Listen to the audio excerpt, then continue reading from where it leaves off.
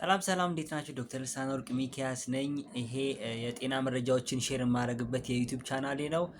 ለዚህ ዩቲዩብ ቻናል አዲስ ከሆናችሁ ሰብስክራይብ አድርጉ። ሰብስክራይብ የምትለዋን በተን ይንኩ። ከዛ በኋላ ሌላ ፖስት የማደርጋቸውን ቪዲዮዎች ለማየት ደግሞ የደውል ምልክቷን ይጫኑልኝ።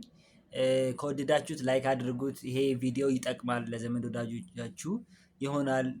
ሼር ባደርገው ብላችሁ ካሰባችሁ ደግሞ ሼር እንድታደርጉልኝ ጠይቃችኋለሁ። ዛሬ የምንነጋገረው ስለ አቢዩዝ ስለሚደረግ በከተማችን ባሉ ሴት እህቶቻችን አቢዩዝ እየተደረገ ስላለ አንድ መድሃኒት ነው የምነግራችሁ። እንግዲህ ይህ መድሃኒት አቢዩዝ እየተደረገ ያለው አቢዩዝ ወይም ደግሞ አላግባብ የተጠቀሙ ያሉት ሴቶች እህቶቻችን ለቅርጽ ወይም ደግሞ እንደዚህ አይነት ሼፕ ለመያዝ ያው ውበት ለመጨመር በሚል ምክንያት ነው አቢዩዝድ እየተደረገ ወይም ደግሞ ያላግባብ እየተጠቀሙት የሚገኙት። ምንድነው ይሄ መድሃኒት ስራው?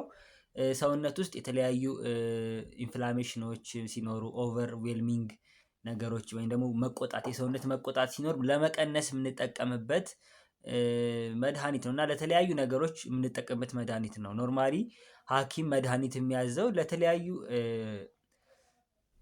ህመሞች ነው። አንድም ደግሞ የተለያዩ እንትኖችን ምንድነው ሪስኮችን እና ሪስክ እና ቤኔፊት ጥቅም እና ጉዳቱን አመዛዝኖ ነው እንትን የሚለው። ምክንያቱም የትኛውም መድሃኒት ጎንዮሽ የሆነ ጉዳት አለው ሳይድ ኢፌክት ብለን የምንጠራው ማለት ነው። ስለዚህ ይሄን ነገር ከግምት ውስጥ በማስገባት ነው እንደዚህ መድኃኒቶች የሚታዘዙት። መድኃኒቶች ሲታዘዙ ደግሞ ያው የራሱ የሆነ የፋርማሲ ባለሙያ ያለው ነገሮችን አይቶ እንትን የሚሰጥ ማለት ነው። ስለዚህ መድሃኒት ማዘዝ በጣም ቀላል ነገር አይደለም። የራሱ የሆነ አካሄዶች አሉት። ለዛም ነው ጉዳትም ስለሚያመጣ አላግባብ ከተጠቀምነው ለዚያም ነው ሀኪም አዞት ፋርማሲስት ጋር ሄደን የምንገዛው ወይም ደግሞ የምንቀበለው ማለት ነው። ነገር ግን ከተለያዩ ሰዎች ከተለያየ አስተሳሰብ አንፃር ነገሮችን አቢዩዝ ያደርጋሉ ወይም ደግሞ ያላግባብ ይጠቀማሉ። ነገር ግን ይሄ ግን አት ዘ ኮስት ኦፍ ዜር ሄልዝ ወይም ደግሞ በጤናቸው ላይ ፈርደው ነው ይሄን እያደረገ የሚገኙት። እና ዛሬ የምናገርበት መድሃኒት ስቴሮይድ ነው። ስቴሮይድ እንግዲህ በሰውነታችን ውስጥ ብዙ አይነት ስራ አለው።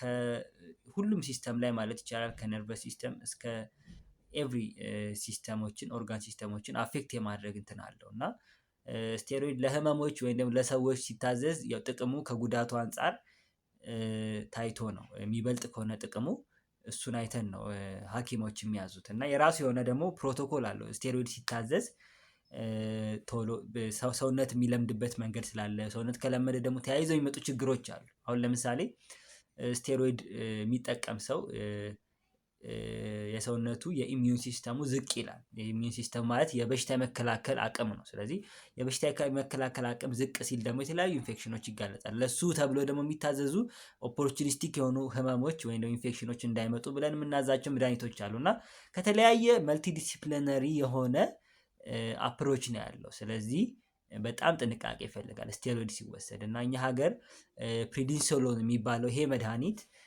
ለሴቶች እህቶቻችን ለቅርጽና ለሼፕ ተብሎ ውበት ለመጨመር ያው ውበት እንደ የሰው አመለካከት ይለያያል። እኔ እንግዲህ እሱ ጋር ስለ አመለካከት ስለ ፊሎሶፊ እንትን የለኝም ሙያው የለኝም። ግን እኔ ብዬ እንደማስበው ጤናን አደጋ ላይ የጣሉ ነገሮችን ያላግባብ እየወሰዱ ያው መድሃኒቱ የሚሰጠው ትክክለኛ እንትን ሳይሆን ባለው ሌሎች ተጓዳኝ እንትኖች ባንጠቀመው ጥሩ ነው። ምክንያቱም ይሄ አሁን ፕሪዲንሶሎን ብለን የምንጠራው መድሃኒት ሰውነት ውስጥ ፋት ዲፖዚሽንን ይጨምራል። ፋት ዲፖዚሽን የሚጨምረው ግን ሴቶች እህቶቻችን እንደሚያስቡት የዳሌ አካባቢ ሳይሆን ኖርማሊ እዚህ ባክ ላይ ሃምፕ አካባቢ ፊት ላይ እና ደግሞ ሆድ አካባቢ ሴንትራል ኦቤሲቲ ይጨምራል። እሱም እንደሱ ደግሞ የራሱ የሆነ አደጋ አለው።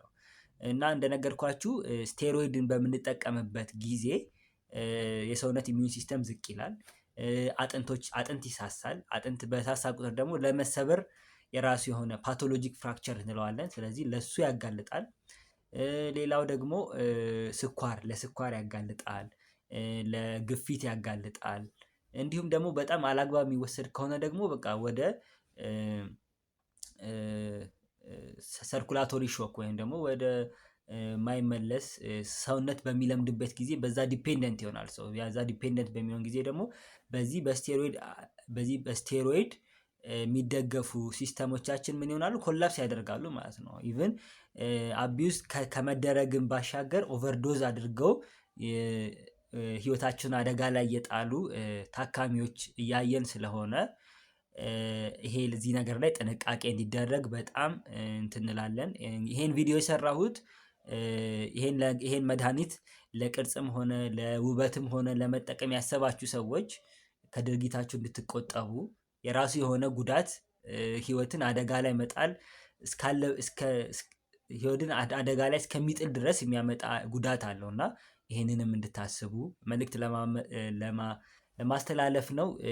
ይህን የምታዩ ደግሞ ሼር በማድረግ ሌሎች ሰዎች እንዲያዩት እንዲማሩበት፣ ሴቶቻችን ከዚህ ድርጊታቸውን እንዲያቆሙ የራሳችሁን አስተዋጽኦ እንድታደርጉ ጠይቃለሁ። አመሰግናለሁ።